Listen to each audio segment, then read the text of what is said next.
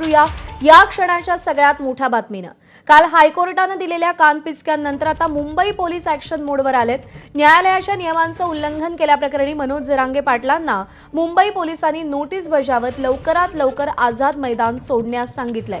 आंदोलन करण्यासाठी कोर्ट आणि पोलीस यांनी अटी शर्तींचं उल्लंघन केल्यामुळे जरांगेंना पुढची आंदोलनाची परवानगी नाकारलेली आहे। तसंच जरांगेंनी प्रसार माध्यमांवर केलेल्या वक्तव्यांचीही दखल घेत नोटिशीत त्याचा उल्लेख करण्यात आलाय।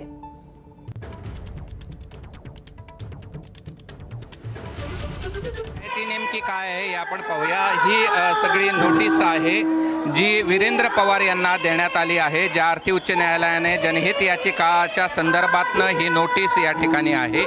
यामध्ये मुंबई पोलीस जनजीवन विस्कळीत होऊ नये यासाठी प्रतिवादी यांना कारगर नवी मुंबई या ठिकाणी पर्यायी जागा उपलब्ध देण्याबाबतचा विचार करावा अशा प्रकारचं सांगण्यात आले। सक्षम अधिकारी प्रतिवादी यांना सभा आंदोलन मिरवणूक अन्वये परवानगी दिल्यास सक्षम अधिकारी यांना घालून अटी शर्तीचे पालन प्रतिवादी करतील। वेगवेगळे यामध्ये आपण जर पाहिलं तर वेगवेगळ्या या नोटीसमध्ये सांगण्यात आलेलं आहे आणि जवळपास आणखी एक बाण त्याबरोबर सगळे जे नियम या ठिकाणी आहेत ते यामध्ये आहेत आणि ही 4 पानाची नोटीस या ठिकाणी पाठवण्यात आलेली आहे आणि वीरेंद्र पवार यांना ही या ठिकाणी नोटीस देण्यात आलेली आहे। कोर्टाच्या सांगण्यावरून ही नोटीस देण्यात आल्याची माहिती वीरेंद्र पवार यांनी दिलेली आहे आणि आपण ही नोटीस या ठिकाणी पाहू शकतो की आंदोलनाच्या बाबतीत ही नोटीस देण्यात आल्याचं आपल्याला पाहायला मिळतं आहे। कॅमेरामन धनंजय दारुंटेसह मी कृष्णा केंडे, एबीपी माझा, मुंबई। तर मुंबई पोलिसांनी पाठवलेल्या या नोटिशीला कोर्टात आव्हान देणार असल्याचं मराठा आंदोलनाचे समन्वयक वीरेंद्र पवार यांनी सांगितलंय। आम्हाला ताबडतोब मैदान रिकामं करायला सांगितल्याचंही वीरेंद्र पवारांनी सांगितलंय।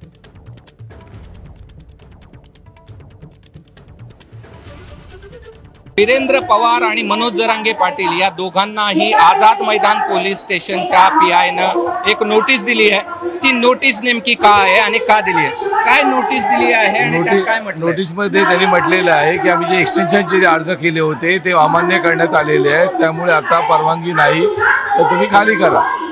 आम्ही त्या संदर्भात त्यांना सांगितलंय की हायकोर्टमध्ये मॅटर आज आहे दुपारी, आम्ही तिथे एक गोष्टी मेन्शन करू आणि कोर्टाची जे परवानगी येतील त्या पद्धतीने आपण काम करू। पण त्या काय टायमिंग दिलाय का, काय म्हटलंय नोटीस? टायमिंग वगैरे असं काय म्हटलेलं नाही, ताबडतोब हा शब्द वापरलेला आहे। कुठली गोष्ट ताबडतोब म्हणजे असं होऊ शकत नाही, म्हणून दादा जरांगे 1 इंच हलू शकत नाहीत आजच्या तारखेला। अशा परिस्थितीमध्ये असे जर काही सांगितलं तर त्याचं हे वेगळं होतं। ही नोटीस मनोज दादांना पण देण्यात आली आहे। हो, म्हणून दादांसाठी पण त्यांनी नोटीस आणली। मग आता पुढची तुमची भूमिका काय? आमचे वकील कोर्टामध्ये आहेत, ते त्या संदर्भात या नोटीसला कोर्टामध्ये चॅलेंज करणार आहे? 100%। पोलिसांच्या नोटीसला कोर्टामध्ये चॅलेंज केलं। कॅमेरामन धनंजय दारुंटेसह मी कृष्णा केंडे, एबीपी माझा, मुंबई। तर मुंबई पोलिसांच्या या नोटीसीला आमचे वकील उत्तर देतील असं मनोज जरांगेंचे सहकारी गंगाधर काळकुटे पाटील यांनी म्हटलंय। मनोज जरांगे आझाद मैदान सोडणार नाहीत आणि आम्हाला आंदोलन करण्यापासून कोणी थांबवू शकत नाही असंही ते म्हणाले। या आंदोलनाचे आयोजन समितीतील एक काळकुटे पाटील सध्या आपल्या सोबत आहेत।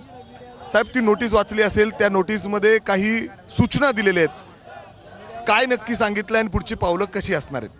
नाही, ती नोटीस दिली जरी असली तरी ते आम्हाला आझाद मैदान सोडण्याची नोटीस आहे आणि बऱ्याच नियम अटी आहेत, परंतु आम्हीही न्यायदेवतेला मागणी करू आज 1 वाजता सुनावणी आणि जरी नोटीस दिली तरी आम्ही त्याचं उत्तर देऊ ना, पोलिसांना उत्तर देऊ माननीय, आणि पोलिसांनी आमचं नाही ऐकलं, आमची परवानगी नाकारली, त्यांनी परत परवानगीचा अर्ज करू आणि नाही दिल्यानंतर आम्हाला न्यायदेवतेचे दरवाजे उघडेत ना। आणि तुम्हाला माहिती आहे एबीपी माझाच्या माध्यमातून सगळ्या महाराष्ट्राला देशाला सांगतो की गाईसाहेब, हे जे आझाद मैदान आहे इंग्रजाच्या काळापासून इथं आंदोलन होतात, तिथं परवानगी दिली काय नाही दिली काय, उपोषणाला कुणाचं हरकत नसावी असं माझं मत आहे आणि या महाराष्ट्रातल्या सगळ्या मराठ्यांचं मत आहे। शांततेनं एक माणूस स्वतःचा जीव जाळून तिथं जर बसत असेल आणि स्वतःच्या समाजासाठी काहीतरी मिळावं, गोरगरीब कष्टकरी बांधवाला काही मिळावं यासाठी जर बसत असेल, मराठा आंदोलकांना सीएसएमटी स्टेशन सोडण्यासाठी